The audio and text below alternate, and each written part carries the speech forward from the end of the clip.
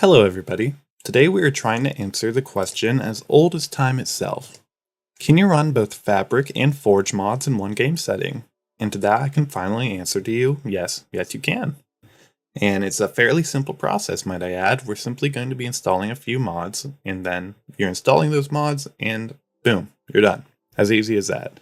And for the process of this video, you are going to need a Forge client installed. If you currently use Fabric or Quilt, you can't use one of those. You are going to need one of those Forge ones.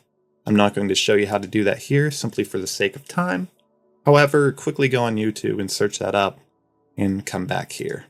And if you want, I can even direct you to one of the videos I recommend in the description. So, the mods we are looking for are going to be called the Sinitra connector, or Sinitra connector. And as you can see, it's in beta, and only like 2 weeks ago this project started, so it's a fairly recent mod.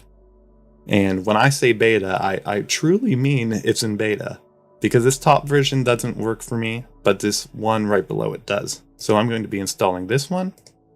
However, obviously try to get the one that's the most updated, and then move down the list as if they prove that they do not work. And if we scroll down right here, you're going to see the dependency required. This Fortified Fabric API, we are also going to be installing this.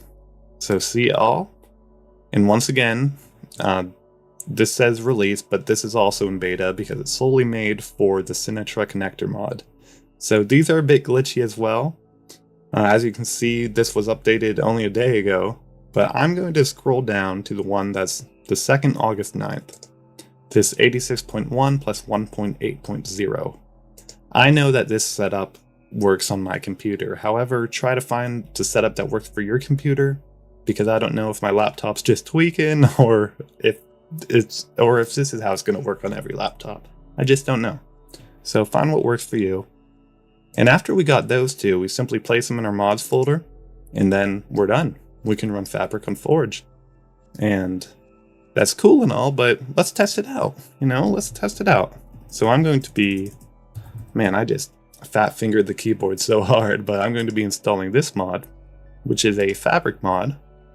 And as you can see, it is only Fabric, no Forge available. So I think it's going to be a good test. So we're going to install it. And as you can see, this requires a dependency as well. This requires Fabric API. However, we are not going to install this actually. You see, if we go back here, we have this Forgified Fabric API. If you read into the description, it's going to say that you don't need both of them. You don't need the Forgified and the regular Fabric API. This Forgified Fabric API is simply going to replace wherever the Fabric API would be. So, we only need this one. If a Fabric mod requires Fabric API, don't install it. So, something interesting to note. And one more mod we're going to download, Not Enough Crashes. Simply because this is in beta, your computer might crash as well. You obviously don't have to install this, but we're going to install the Forge version to simply prove that you can run both Fabric and Forge, and so it don't crash as often. So I take that as a win-win. What do you think? So after that, we have our 4 mods. Control X to copy all of those, or not copy, to cut all of those, then go into your .minecraft folder. I'll have that on the screen if you don't know where it's at, and then go into your mods folder. And if you don't have a mods folder, make one and name it mods. Move all of your mods in there, and then we are done. As easy as that. So obviously go back into the game, select your Forge profile. I'm currently using the most latest version of Forge as well, not sure if that matters, but we can hit play. Wait for it to install and sit back and relax. So I'll fast forward the game loading, and I'll start recording once I get back in.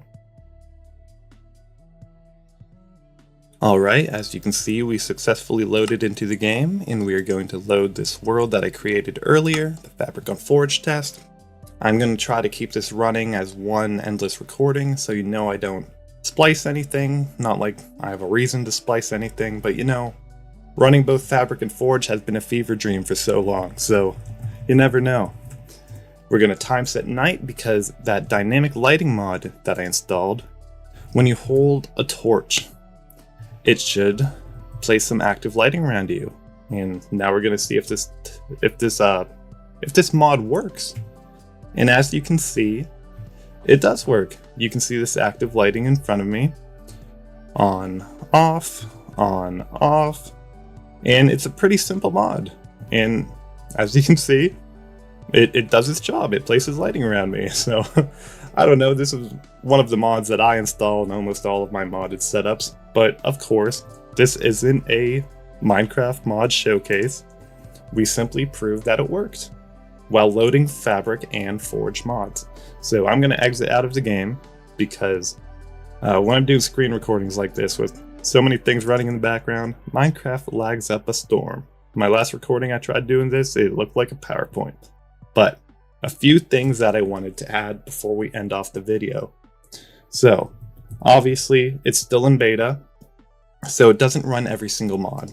I tried running Sodium and it crashed on me because Sodium is like one of the main, like the main Fabric mods that you install. But however, there is a Forge fork called Rubidium. Rubidium. So one of the things that I recommend when using this mod, always use a fork when it's available, because you know, forks are guaranteed to work. What this mod currently does is it tries to translate the Fabric mods into Forge mods in real time. However, some of them are more heavy loaded, so those aren't going to work as well. So whenever there's a fork available, always go with the fork before using a Fabric mod. And one other thing about the connector mod. They are actively creating a mod compatibility thread. So as you can see, the Dynamic Lights mod was approved to work, and there were some other mods that were approved to not work, and obviously they're going to work. I feel like I said work like 10 times right there. But obviously they're continuing work to make sure that more and more mods are compatible. But you can always check this every now and then, or maybe even add to it to make sure you know that it's not your side that's failing. It's just the mods are incompatible. Nothing you can change about that. So now that we got that out of the way, that's the end of the video. That's how you install, or that's how you play both Forge and Fabric together, and how you install Fabric onto Forge. So hope this video helps, and as always, stay tuned for more videos and subscribe.